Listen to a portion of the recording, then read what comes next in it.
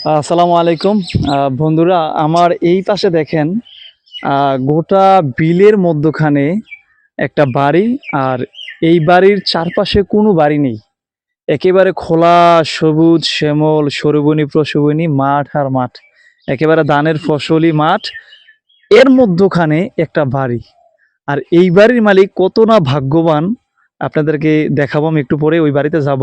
কেন ভাগ্যবান বললাম, দেখেন এই বাড়ির চারপাশে কোনো বাড়ি নেই। যত প্রচন্ড গরম থাক, কিন্তু এই বাড়িতে কিন্তু তেমন গরম লাগবে না। কারণ এই বাড়ির যারা বসবাস করবে এই বাড়িতে, তারা যে একটা বিশুদ্ধ অক্সিজেন, বিশুদ্ধ আবহাওয়া, বিশুদ্ধ বাতাস, অক্সিজেন যাই বলেন, একেবারে ন্যাচারাল অথেন্টিক পিওর অক্সিজেন কিন্তু তারা গ্রহণ করবে এবং করতেছে। চলুন আমরা ওই বাড়িতে যাই এবং আপনাদেরকে দেখাই। চলুন আমার সাথে চলুন।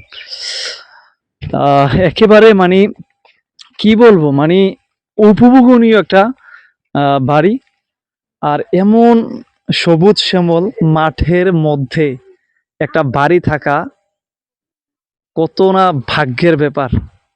দেখেন এই পাশটা, আমার এইদিকে দেখেন সবুজ শ্যামল মাঠ আর মাঠ, এই পাশে দেখেন সবুজ শ্যামল মাঠ আর মাঠ। আর আমি আছি আপনাদের সাথে ওই বাড়িতে, আপনাদেরকে নিয়ে যাচ্ছি। চলুন আমার সাথে।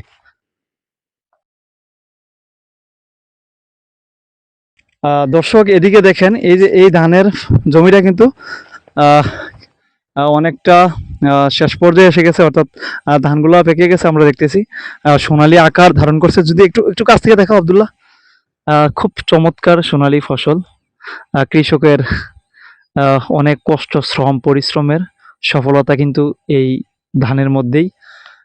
এই জমিটা কিন্তু আসলে আর হয়তো 7-8 দিন পরে হয়তো তারা বাড়িতে তুলতে পারবে এই ফসলগুলা।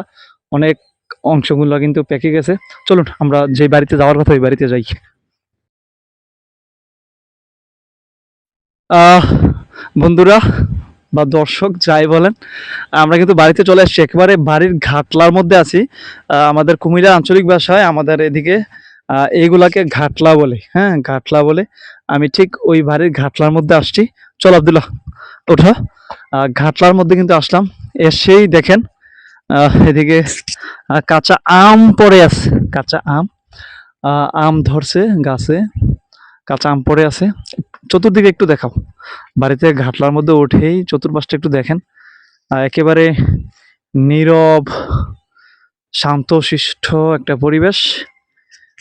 তারা মনে হয় সম্ভবত বাড়িতে থাকে না। এদিকে গোসলখানা, ওয়াশরুম, এই পাশে ঘর। বাড়িতে কেউই নাই না? হ্যাঁ, বাড়িতে কেউই নাই। নারিকেল গাছ আছে। এই যে দেখেন গ্রাম অঞ্চলের সংস্কৃতি, হারিয়ে যাওয়া সেই বস্তুগুলা। আমাদের দিকে এগুলোকে জাবার বলে না? হ্যাঁ, জাবার বলতো আর কি।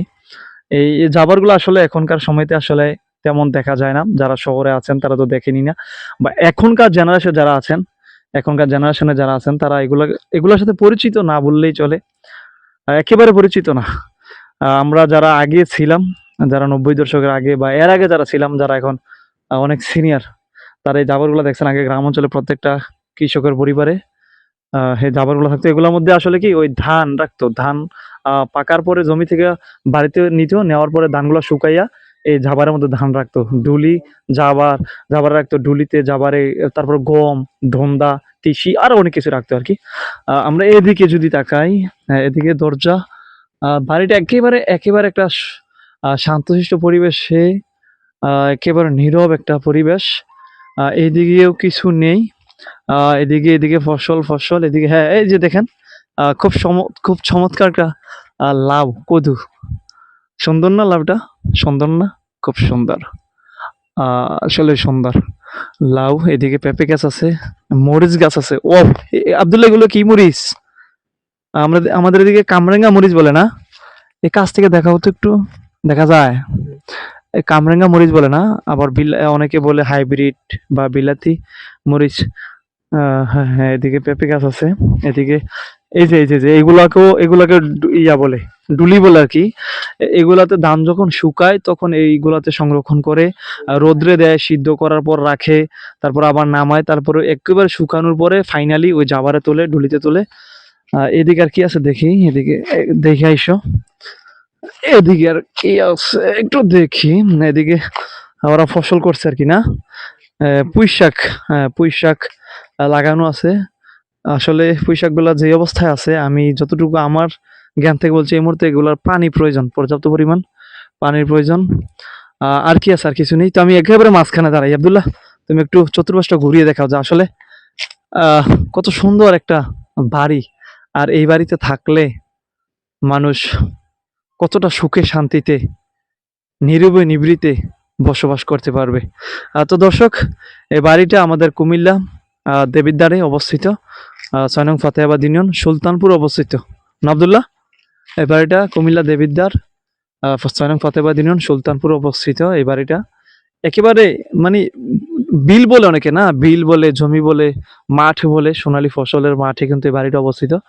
খুবই শান্তিময় একটা বাড়ি।